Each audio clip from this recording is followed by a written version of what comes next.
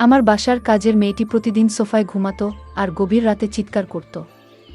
আমি তা আমার রুম থেকে শুনতে পেতাম, কিন্তু কাজের মেয়েটি সকালে স্বাভাবিক হয়ে যেত। আমি পরদিন রাতে আবার সেই চিৎকার শুনতে পেতাম। আমি অবাক হতাম সেই শব্দ শুনে। তারপর কিছুদিন পর জানতে পারলাম কাজের মেয়েটি মা হতে চলেছে। আমি সেই রহস্য জানার জন্য কাজের মেয়েকে বললাম, আজ তুই আর রুমে ঘুমা, আমি তোর সোফায় ঘুমাবো। তারপর রাত যখন 2টা বাজে তখন আমার সাথে যা ঘটল তা শুনলে তোমরা ঠিক থাকতে পারবে না। তাহলে আসল ঘটনাটি খুলে বলি। আমি শারমিন, বয়স আমার 24 বছর। আপনারা প্রায় সবাই আমাকে খুব ভালো করেই চেনেন এতদিনে। আমি আমার বেশ কিছু ঘটনা আপনাদের সাথে শেয়ার করেছি এর আগেও। আজ বলছি কিছুদিন আগের এক রোজার ঈদের রাতের কথা। আমার ড্রাইভারের নাম সৈকত, বয়স 40 বছরের মতো হবে। প্রায় 2 বছর ধরে ও আমাদের গাড়ি চালিয়ে আসছে। ওর আচার আর চালচলন একটু ভালো করে দেখলে যে কেউই বুঝে ফেলতে পারবে সে একটা খারাপ মানুষ। ওর বউ গ্রামের বাড়িতে থাকে সন্তানদের সাথে। সারা বছর ও ঢাকাতেই থাকে, আর শুধু পূজার সময় ছুটি নিয়ে বাড়িতে যায় কয়েক দিনের জন্য। যে একটা চরিত্রহীন তা আমিও আসার পর প্রথম দিন গাড়িতে চড়েই টের পেয়ে গিয়েছিলাম। গাড়ি চালানোর থেকে এক অদ্ভুতভাবে তাকিয়ে থাকত, আর খাবার জন্য ঘরে এলেই আমাদের কাজের মেয়ে সাইমার দিকে তাকিয়ে থাকত, এমনকি আমার দিকেও তাকাত সুযোগ পেলেই। প্রথম দিকে একটু কেমন কেমন লাগলেও আস্তে আস্তে ব্যাপারটার সাথে মানিয়ে নিয়েছিলাম। এটা পুরুষদের জন্য স্বাভাবিক মনে করেই এভাবে প্রায় বছর খানিক চলে গেল। থাকার জায়গা না থাকায় ও আমাদের গ্যারেজের সাথে থাকা ছোট একটা রুমে থাকত। এতে কাজেরও সুবিধা হতো, ওকে দিয়ে ঘরের অনেক ছোটখাট কাজও করিয়ে নেওয়া যেত। আমি আর সাইমা প্রায় প্রতি রাতেই একসাথে টিভি দেখতাম, যখন আমার স্বামী দেশের বাইরে থাকত। রাত একটু গভীর হয়ে গেলে আমি আমার খাটে এসে ঘুমিয়ে পড়তাম, আর সাইমা একা একা আরেকটু সময় টিভি দেখে সোফাতেই ঘুমিয়ে পড়ত, ওর ঘরে যেত না। এভাবে একদিন রাতের বেলা আমি টিভি ছেড়ে উঠে এসে আমার খাটে ঘুমিয়েছিলাম, আর সাইমা সোফাতে ঘুমিয়েছিল। রাত প্রায় 2টার দিকে কি যেন একটা শব্দে আমার ঘুম ভেঙে গেল। ঘুম ভাঙার পর আমি আর শব্দটা পেলাম না। আমি আবার ঘুমিয়ে পড়তে যাব, এমন সময় মনে হলো ফ্রিজ থেকে একটু ঠান্ডা পানি খেয়ে নিই। খাওয়ার জন্য আমি খাট ছেড়ে ডাইনিং রুমের দিকে গেলাম। যাবার সময় ড্রয়িং রুমে টিভির হালকা আলোতে নড়াচড়া দেখতে পেলাম।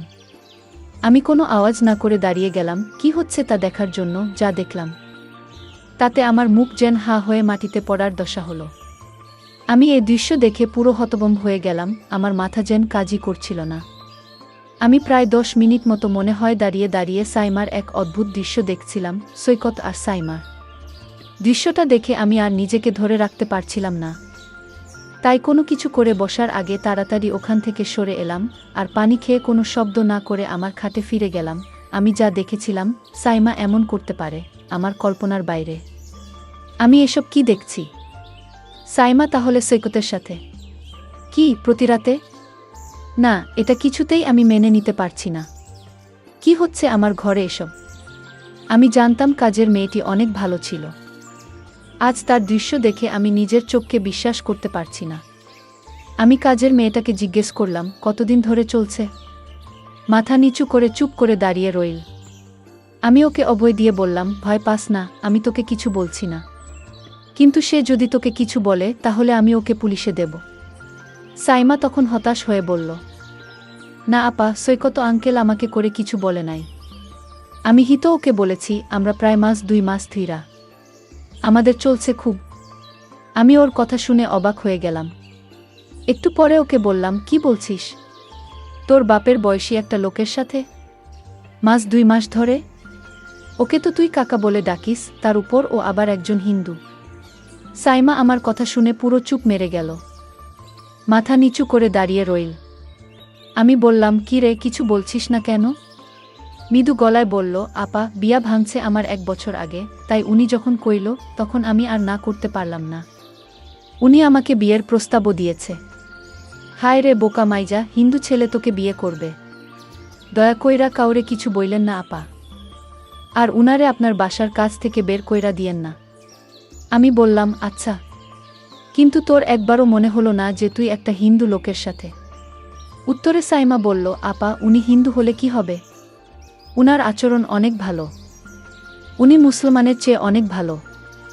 আমি কত মুসলমান দেখেছি, কিন্তু উনার মতো কাউকে দেখিনি। উনি যে হিন্দু তা শুধু নামে মাত্রই। আমি ওর কথা শুনে পুরোপুরি চুপ হয়ে গেলাম, আর কিছু না বলে ওখান থেকে চলে এলাম। এভাবেই চলছিল ওদের। আমি মাঝে মধ্যে আরও অনেকবার ওদেরকে ড্রয়িং রুমের সোফায় একসাথে বসে গল্প করতে দেখেছি। আমি আর বাধা দিইনি সাইমার কথা চিন্তা করে।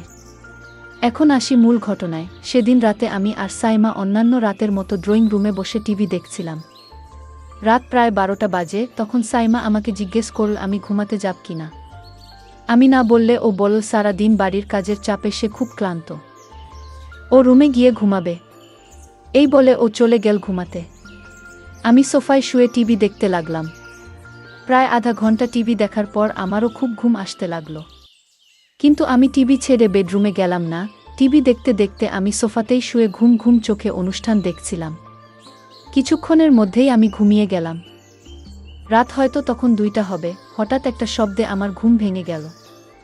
ঘুম ভাঙার পর কয়েক মুহূর্ত সময় লাগলো পুরোপুরি সম্বিত ফিরে পেতে। তারপর বুঝতে পারলাম কি ঘটতে যাচ্ছে। আমি ঘুমের ভান ধরে শুয়ে রইলাম। ভাবলাম দেখি কি হয়। যখন আমার সোফায় সাইমা ভেবে কেউ আসলো। এরপর লোকটা বলে উঠল, কি রে সাইমা, এমন করিস না আজকে। কি হলো? আমার সাথে কোনো কথা বলছিস না যে? তুই কি আমার উপর রাগ করেছিস? আমি গলার আওয়াজ শুনে বুঝতে পারলাম লোকটা আর কেউ নয়, আমাদের ড্রাইভার সৈকত। আমাকে ভুলে সাইমা ভেবে এখানে চলে এসেছে। সৈকত বলল, কি রে সাইমা, আজ তোর কি হয়েছে? কোনো কথা বলছিস না কেন? কি রে? চিল্লায় ম্যাডামরে জাগায় ফেলবি নাকি? আমি বুঝতে পারলাম ওকে কিছু না বললে ও এখান থেকে যাবে না। আমি কথা না বলে ওর আসল রহস্যটা জানতে চাইছিলাম। কিছুক্ষণ পর সে বলল, কি রে, আজকে কি হয়েছে তোর, এরকম করছিস কেন? আমি উত্তরে বললাম, সৈকত, আমি সাইমা না, তোমার ম্যাডাম। সাইমা ওর ঘরে ঘুমাচ্ছে। বুঝলাম আমার কথা শুনে ও হতভম্ব হয়ে গেছে।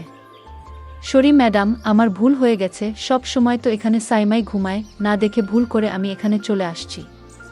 দয়া করে স্যারকে বললেন না ম্যাডাম, আমার চাকরিটা চলে যাবে। আমিও আর কিছু বলার মতো পেলাম না।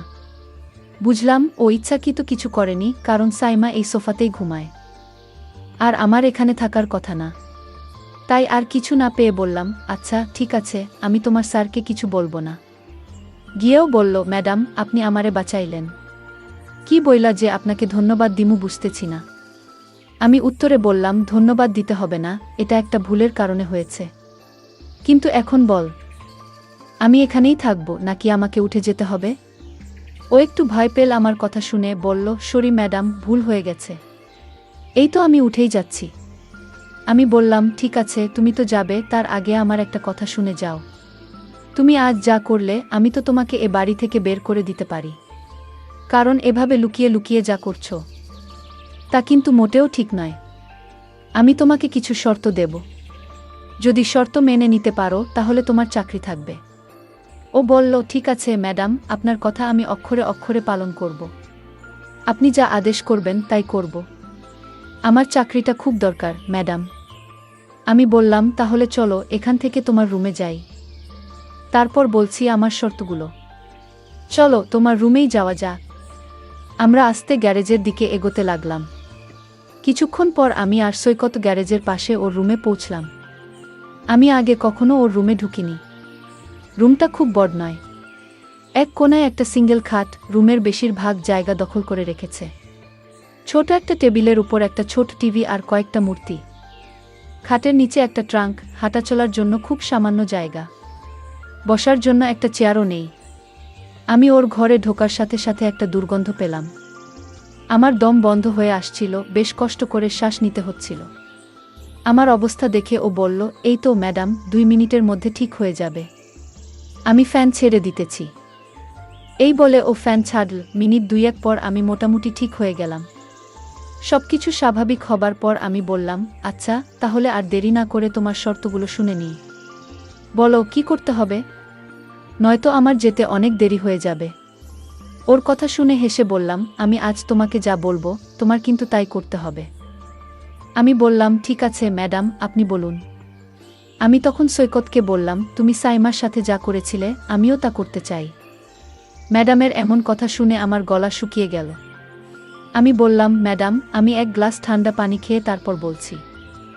তখন এক গ্লাস ঠান্ডা পানি খেয়ে বলল, ম্যাডাম, আপনি বলেছেন তা কোনোদিন সম্ভব না। কারণ আপনি একজন বড় লোকের মেয়ে আর আমি আপনার গাড়ির ড্রাইভার। আপনি একবার ভেবে দেখেছেন? আমি বললাম, সৈকত, তুমি যদি আমার কথা রাখো তাহলে আমি তোমাকে একটা পুরস্কার দেব, আর সেই পুরস্কার পেলে তুমি খুশি হবে। আশা করছি। ম্যাডাম, আপনার কথা কি আমি না রেখে পারি? আপনি যা বলবেন তাই হবে। ম্যাডাম তখন বলল, তাহলে দেরি করছো কেন? যাও, আমি এখন যা বলবো তাই করো। তুমি প্রথমে ঘরের জানালাটা বন্ধ করে দিয়ে আসো। আমি ম্যাডামের কথা শুনে অবাক হয়ে গেলাম। বললাম, ম্যাডাম, ঘরের জানালা খোলা রেখে কি বলা যায় না? ম্যাডাম তখন রাগ দেখিয়ে বলল, আমি যা বলছি তাই করো, অতিরিক্ত কথা বলবে না। আমি বাধ্য হয়ে জানালা বন্ধ করলাম। তারপর বললাম, এখন কি করতে হবে ম্যাডাম বলুন? ম্যাডাম বলল, যাও, এবার দরজাটা বন্ধ করো। আমি বললাম, ম্যাডাম কি বলছেন? বললাম, একদম চুপ। তুমি আমায় কথা দিয়েছ আমি যা বলবো তাই পালন করবে। এখন অত কথা বলছো কেন? আমি বললাম, ঠিক আছে ম্যাডাম, আপনি রাগ করবেন না, আমি বন্ধ করছি। আমি তখন হেসে হেসে বললাম, সৈকত, আমি জানি তুমি একজন ভালো মানুষ, আর তাই আমি তোমাকে একটা কথা বলবো, সেটা হলো, আমি চাই তুমি হিন্দু থেকে মুসলমান হয়ে যাও। যদি তুমি হিন্দু থেকে মুসলমান হও তাহলে তোমার সাইমাকে আমি তোমার সাথে বিয়ে দেব। আর সাইমা যেহেতু মুসলমান, তার বাবা এটা মেনে নেবেন না। আমি ম্যাডামকে বললাম, কিন্তু? বললাম, কোনো কিন্তু নয়। তুমি আমায় আগেই কথা দিয়েছ আমার কথা রাখবে। আর তাছাড়া সাইমা মা হতে চলেছে, সুতরাং তোমার এখন তাকে বিয়ে করতে হবে। তোমার ঘরে আমি আসার কারণ হচ্ছে, আমি তোমাকে পরীক্ষা করছিলাম তুমি ভালো না খারাপ। আসলে তুমি একজন ভালো মানুষ। তুমি আমার পরীক্ষায় পাশ করেছ, সাইমা যা বলেছে সেটা সত্যিই বলেছে। আসলে তোমার মতো মানুষ খুব কম পাওয়া যায়। আমি সাইমার সাথে তোমার বিয়ে দেওয়ার জন্যই তোমাকে এখানে নিয়ে এসেছি। সৈকত বলল, ম্যাডাম, আপনার যা ভালো মনে হয় তাই করুন। বন্ধুরা, আজকের গল্পটি তোমাদের কেমন লাগলো তা অবশ্যই কমেন্ট করে জানাতে ভুলবে না। আর প্রতিদিন এরকম নতুন নতুন গল্প পেতে আমার চ্যানেলটিকে সাবস্ক্রাইব করে পাশে থাকবেন। ধন্যবাদ।